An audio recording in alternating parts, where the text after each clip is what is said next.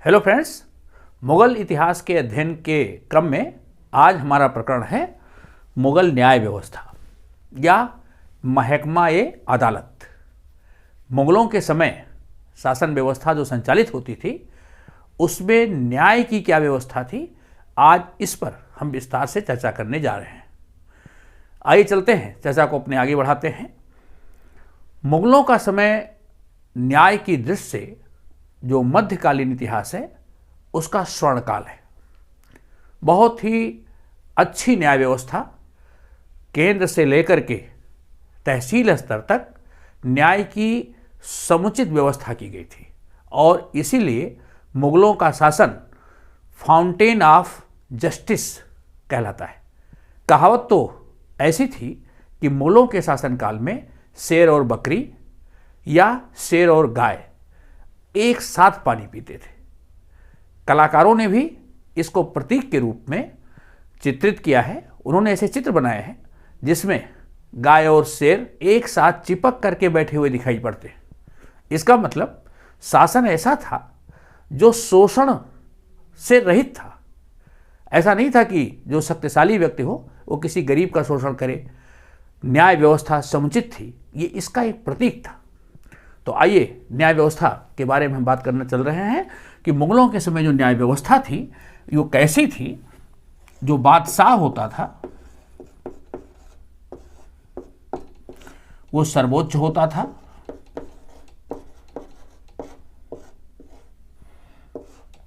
और ये दीवानी तथा फौजदारी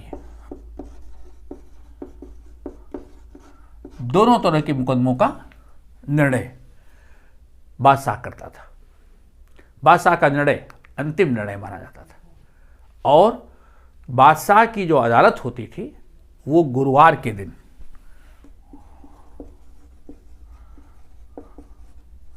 गुरुवार का दिन न्याय का दिन होता था, जिस दिन बादशाह की अदालत लगती थी।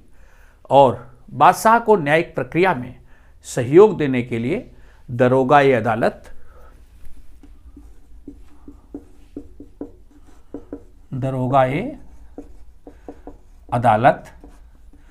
मीर आदिल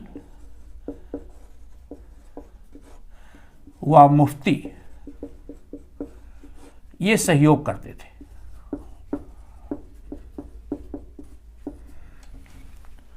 ये लोग बादशाह की सहायता करते थे। अच्छा, क्योंकि शासन इस्लामिक था इसलिए शरीयत के आधार पर न्याय होता था। न्याय व्यवस्था शरीयत के आधार पर संचालित होती थी। ओके, अकबर के समय से सुव्यवस्थित तरीके से न्यायिक प्रक्रिया को संगठित किया गया। जहांगीर के समय तो न्याय प्रक्रिया अपने चरम पर थी। जहांगीर इतना न्यायप्रिय था कि उसने लिखा है, उसकी पुस्तक है तुजुक-ए-जहांगीरी, उसने उसमें लिखा कि राज्यारोहण के बाद उसका जो सबसे पहला आदेश जारी हुआ वो न्याय व्यवस्था के लिए हुआ। होता क्या था कि बहुत से फरियादी बादशाह तक अपनी फरियाद पहुंचा नहीं पाते थे, इसलिए जहांगीर ने अपने महल से महल के बाहर तक एक जंजीर लगवाई जिसकी की लंबाई 30 गज थी। 30 गज लंबी एक सोने की जंजीर जिसमें 60 घंटियां थी और इस जंजीर को खींच करके फरियादी अपनी फरियाद किसी भी समय सम्राट तक पहुंचा सकता था। ये व्यवस्था इसलिए की ही गई थी कि जिससे फरियादी अपनी फरियाद कभी भी पहुंचा सके, कोई कारिंदा या कोई सिपाही उसे अपनी फरियाद पहुंचाने से रोक ना सके। तो ये जहांगीर के समय में ये व्यवस्था की गई थी और इस प्रकार जहांगीर ने जो न्याय व्यवस्था थी इसको ऊंचाइयों पर पहुंचाया, शीर्ष पर। यहां एक बात मैं आपको और बता दूं कि अकबर चूंकि बहुत सहिष्णु था और उसकी नीति सुलह कुल की थी, इसलिए न्याय व्यवस्था शरीयत पर आधारित जरूर थी, लेकिन अकबर के समय में पहली बार हिंदू न्यायाधीशों की नियुक्ति हुई। हिंदू न्यायाधीश नियुक्त किए गए और ये हिंदुओं के धार्मिक मामले और दीवानी मामले इनका निर्णय करते थे। जो हिंदू जज थे वो हिंदू फरियादी के धार्मिक और दीवानी मामलों का निस्तारण करते थे। इससे पहले केवल मुस्लिम जज ही हुआ करते थे। अकबर के समय पहली बार यह व्यवस्था की गई। इसी तरह जहांगीर के समय भी एक हिंदू जज इसकी नियुक्ति हुई। हिंदू जज जो जहांगीर के समय नियुक्त किया गया उसका नाम था श्रीकांत। श्रीकांत नाम के हिंदू जज की नियुक्ति हुई। ओके, तो इस तरह अकबर और जहांगीर के समय में हिंदू न्यायाधीशों की नियुक्त कर हिंदुओं को हिंदू कानून के अनुसार न्याय देने की व्यवस्था की गई। शेष और जो मुगल शासक थे उनके समय में जो मुस्लिम जज होते थे, गाजी होते थे, वही निर्णय करते थे और शरीयत के आधार पर ही निर्णय होते थे। अकबर के समय और जहांगीर के समय जो ये जज हिंदू नियुक्त हुए थे वो दीवानी मामलों का तो निर्णय हिंदू तरीके से करते थे, किंतु फौजदारी मामलों का निर्णय, फौजदारी मामले ये हमेशा इस्लामिक कानून के द्वारा होते थे।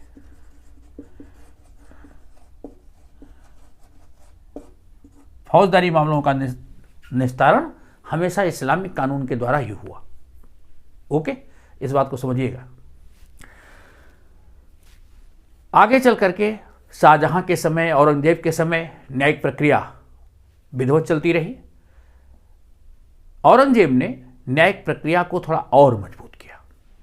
उसने एक पुस्तक लिखवाई, फतवा-ए जहांदारी। फतवा-ए जहांदारी औरंगजेब ने इसको, जो इस्लामी कानून थे, कानून को संहिताबद्ध कराया। फतवा-ए जहांदारी।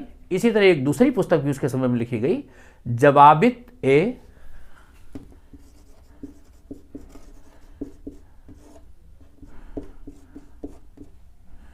आलमगीरी। जवाबित-ए आलमगीरी। जवाबित-ए आलमगीरी में जो राज्य में धर्मनिरपेक्ष कानून थे उन कानूनों को संकलित किया गया। तो धर्मनिरपेक्ष कानूनों का ये संग्रह है, एक प्रकार से कहा जाए तो। ये औरंगजेब के समय में हुआ। ओके, तो इस तरह अकबर से लेकर के औरंगजेब तक न्याय प्रक्रिया को हर बादशाह ने बहुत मजबूत किया और एक न्याय का शासन स्थापित किया और प्रजा को अपना स्पष्ट संदेश दिया कि अन्याय करने वाला कोई कितना भी बड़ा क्यों ना हो, उसको दंड अवश्य मिलेगा। अकबर के समय में अकबर का दूध भाई था आधम खां, महामंगा का पुत्र था। अकबर ने 1561 ईस्वी में अपना वजीर नियुक्त किया अतगा खां को। अतगा खां इनको नवंबर 1561 ईस्वी में अकबर ने अपना वजीर नियुक्त किया। लेकिन जो आधम खां था वो एक तो महामंगा का पुत्र था। महामंगा धायमा थी अकबर की, और आधम खां अपने उस पोजीशन का गलत फायदा उठा रहा था। तो उसने वजीर के साथ बेदबी की और वजीर का कत्ल कर दिया। यहाँ तक कि वो सम्राट अकबर के, जहाँ उनका महल था उसमें भी बेखौफ घुसता चला गया और सम्राट के साथ भी उसने कुछ ऐसा अभद्र व्यवहार किया। बादशाह अकबर ने अपने संबंधों को अलग रखते हुए आदम खां को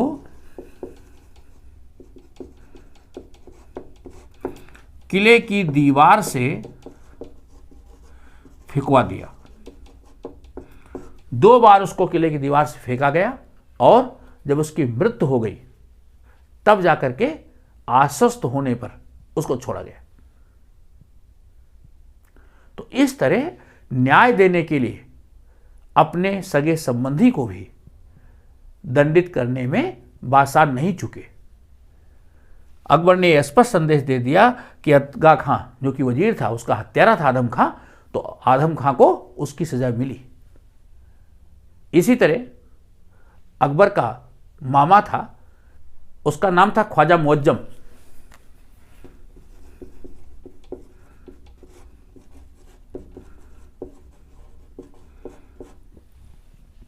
ये आगरा में रहते थे और इन्होंने अपनी पत्नी की हत्या कर दी। अकबर के मामा थे। अपनी पत्नी की हत्या के अपराध में अकबर ने इनको भी दंडित किया।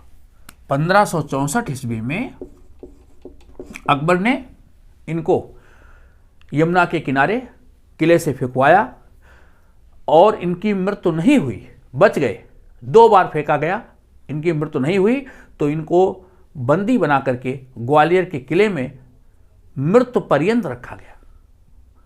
ग्वालियर के किले में इनकी मृत्यु हो गई।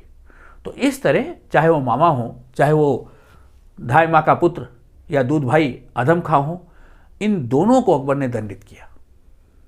तो इस तरह मुगल बादशाहों ने न्याय व्यवस्था को भली भांति स्थापित किया, जिससे लोगों में संदेश जाए कि सम्राट न्याय का शासन चाहते हैं। ओके, अब हम बात करेंगे कि न्याय व्यवस्था संचालित कैसे होती थी।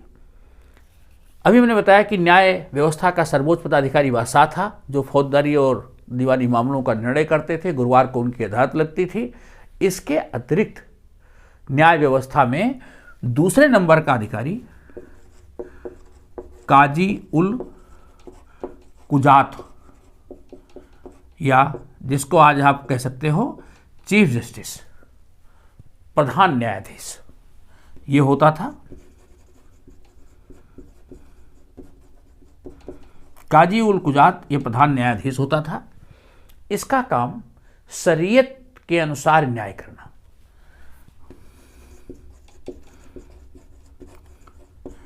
शरीयत की रक्षा करना, शरीयत के अनुसार न्याय, शरीयत के सिद्धांतों की रक्षा,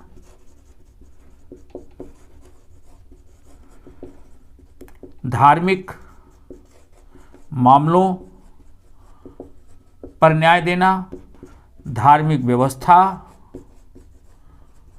इसको देखना, ये सब काजी उल कुजात का काम था। कई बार काजी उल कुजात को सद्र उस सदूर का भी काम करना पड़ता था, और ये सद्र उस सदूर के रूप में न्याय व्यवस्था का अधिकारी तो होता ही था। दूसरे अन्य न्यायाधीशों की नियुक्ति का अधिकार वो सद्र सदूर का था। इनाम, मदद मास, ऐसे विद्वानों को, फकीरों को मदद देना, ये काम भी सद्र सदूर का था। तो ये काम भी काजी को कभी करना पड़ता था। ओके, तो काजी इस प्रकार से शरीयत के अनुसार न्याय का संचालन करते थे, धार्मिक व्यवस्था देखते थे, और इस कार्य में काजी की सहायता के लिए 2 मुफ्ती होते थे। काजी 2 मुफ्तियों की सहायता से न्याय व्यवस्था को संचालित करते थे। काजी उल कुजात धर्म संबंधी मुकदमों के साथ साथ संपत्ति का भी मुकदमा देखते थे। तो ये संपत्ति संबंधी भी मुकदमों की सुनवाई करते थे। इसी तरह राजधानी पर एक और न्यायाधीश होता था, जिसे कहते थे काजी महसूल। काजी ए महसूल, ये राजस्व विभाग, राजस्व संबंधी जो मुकदमे होते थे, कर से संबंधी, कर संबंधी न्यायालय, अगर इसको हिंदी में कहा जाए तो कर संबंधी न्यायालय का सबसे बड़ा अधिकारी होता था, ये उसका न्यायाधीश था। और इसी तरह काजीए अस्कर,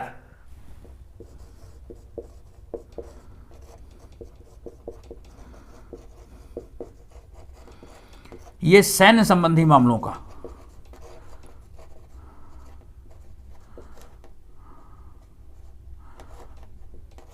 सैन्य संबंधी मामले काजी अस्कर देखता था। सेना से संबंधित कोई विवाद होता था तो उसका निपटारा काजी अस्कर करता था। तो ये 3 जो काजी होते थे, सबसे बड़ा काजी उल कुजात, उसके बाद काजी महसूल जो राजस्व संबंधी मामलों को देखते थे, काजी अस्कर सैन्य संबंधी विवादों का निपटारा करते थे, ये राजधानी स्तर पर रहते थे। इसके अतिरिक्त अकबर के समय पूरा साम्राज्य प्रांतों में बांटा गया था और प्रांतों को सूबा कहते थे।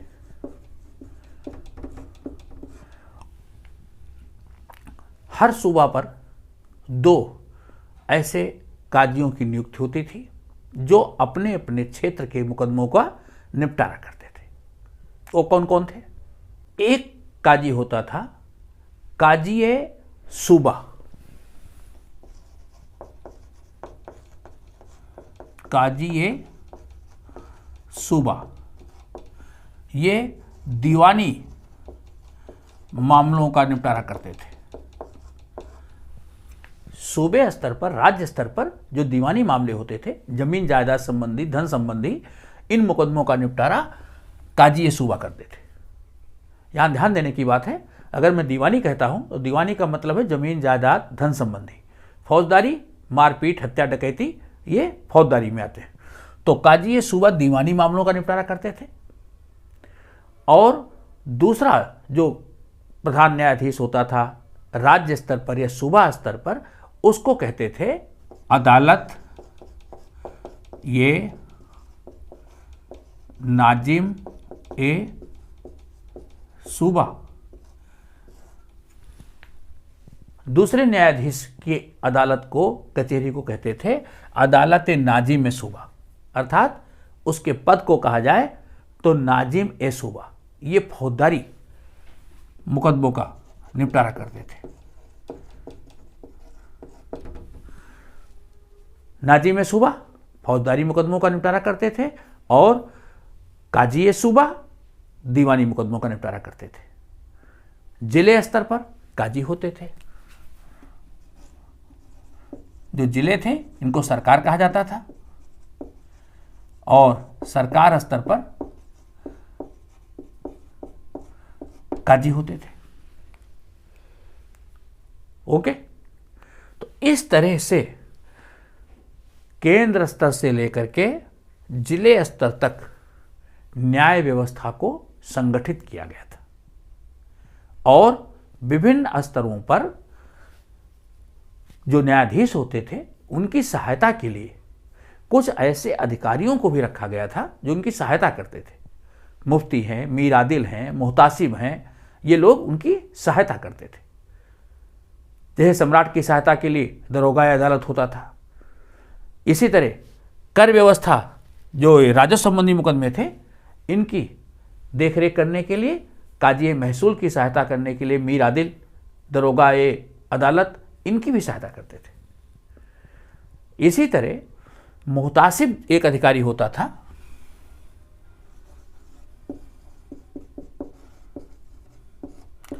मुहतासिब काम जैसे आज कांटा बाट निरीक्षक होते हैं, इसका काम होता था जो व्यापारियों के नाप तौल के बाट थे उनकी देखभाल करना, वो उचित तरीके से नाप तौल कर रहे हैं या नहीं कर रहे हैं, लोग इस्लामिक कानून का पालन कर रहे हैं या नहीं, रमज़ान के महीने में रमज़ान रखते हैं, सामाजिक जो नियम हैं उन सामाजिक नियमों की पालना करते हैं नहीं। तो आचरण संबंधी और राजकीय नियमों का पालन करवाने वाला स्थानीय अधिकारी मुहतासिब होता था। जो जिले स्तर पर काजी होते थे ये न्याय तो करते ही थे, साथ ही साथ जो वक्फ की ज़मीन होती थी उसकी देखरेख भी करते थे। जेलों की देखरेख भी काजी करते थे। जेलों का नियमित दौरा करना, वक्फ की ज़मीन की व्यवस्था करना, ये भी काजी का काम होता था। ओके, अब ये व्यवस्था तो हो गई न्याय की, जैसे न्याय का संचालन होता था। अब न्यायिक व्यवस्था में दंड का क्या विधान था और किस तरह से किन अपराधों के लिए क्या व्यवस्था थी। मुगल न्याय व्यवस्था में जो दंड का विधान था वो बहुत सख्त था। प्रायः लोगों को सजा के तौर पर जो दंड दिया जाता था उसमें कारावास, जेल में डाल देना, जुर्माना लगाना, कोड़े लगाना,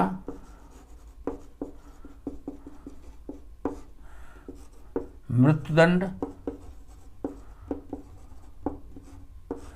अंग विच्छेदन, देश निकाला। ये सजा के तरीके थे। और मृत्युदंड वैसे बहुत कठोर अपराध में दिया जाता था और प्रायः सम्राट देते थे। बादशाह के द्वारा मृत्युदंड की सजा दी जाती थी, लेकिन कुछ मामले ऐसे थे जिसे दुराचार, बलात्कार या हत्या, इस मामले में मृत्युदंड का अधिकार राज्य स्तर पर या सूबा के स्तर पर जो गवर्नर होते थे उनको भी कुछ मामलों में अधिकार था कि दुराचार, हत्या आदि के मुकदमे में जो सूबे के गवर्नर होते थे ये भी अधिकृत थे। कोई राजद्रोह करता तो भी मृत्युदंड दिया जा सकता था। तो दुराचार, हत्या, राजद्रोह के मामले में सूबे के गवर्नर को भी अधिकृत किया गया था कि वो मृत्युदंड दे सकता था। और मृत्युदंड देने का तरीका भी, जो ऐसा अपराधी होता था उसे हाथी के पैरों के नीचे कुचलाया जाता था। हाथी के पैरों के नीचे दबा करके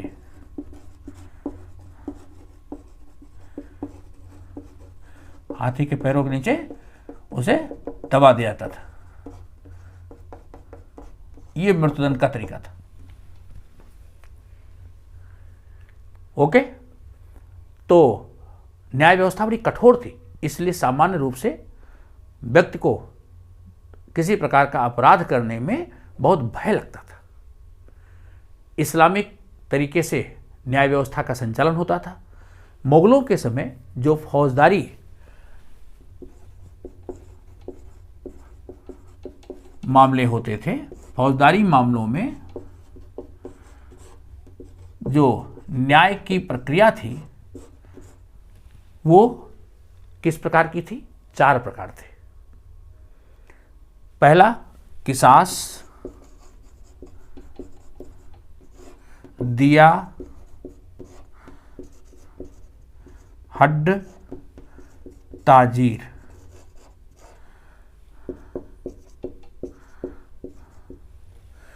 फौजदारी मामलों में इस 4 प्रकार से दंड का निर्धारण होता था। किसी अपराधी को हत्या करने या किसी को घायल करने,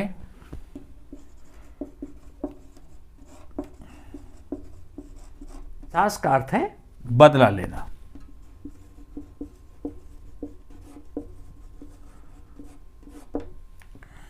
ये दंड व्यवस्था थी। फौजदारी मामलों में इन 4 तरीकों से दंड दिया जाता था। अगर आपने किसी की हत्या कर दी है, किसी को घायल कर दिया है, तो वो आपसे बदला ले सकता है। दिया, किसी का नुकसान आपने कर दिया है तो उसके लिए क्षतिपूर्ति, जो उसका नुकसान हुआ है उसकी आप भरपाई करेंगे। हड्ड है दुराचार, व्यभिचार,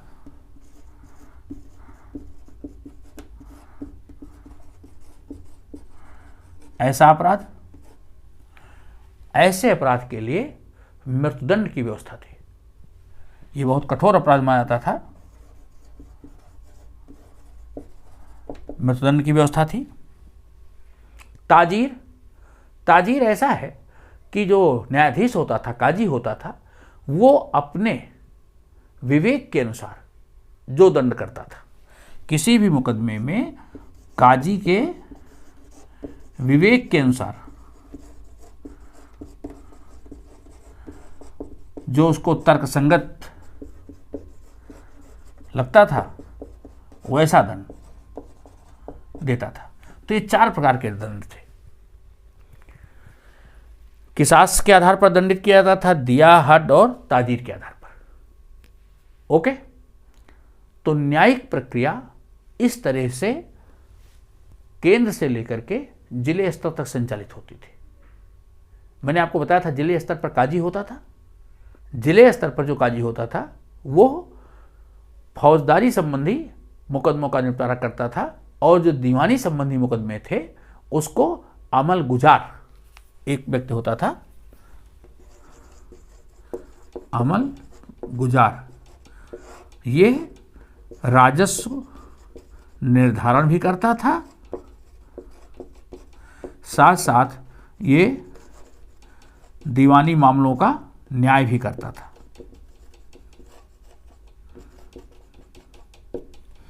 तो इस तरह पूरी न्याय व्यवस्था को सुव्यवस्थित किया गया था और एक बहुत बेहतर न्याय प्रणाली स्थापित की गई। बहुत कुछ चीज़ें जो न्यायिक प्रक्रिया में मुगलों के समय में स्थापित हुई वो आज तक भी चली आ रही। न्यायिक प्रक्रिया को अगर आप देखें तो आज की जो अदालत हैं या जो कचहरी हैं उनमें प्रयोग किए जाने वाले शब्द, अधिकारियों की नियुक्ति, उनके कार्यक्षेत्र, वो बहुत कुछ अभी भी मुगलों की न्यायिक प्रक्रिया का अंग है। तो ऐसी न्याय व्यवस्था उस समय स्थापित की गई। मित्रों, आपको वीडियो कैसा लगा? आप अपनी प्रतिक्रिया भी देंगे, चैनल को लाइक तथा सब्सक्राइब भी करते रहेंगे। धन्यवाद।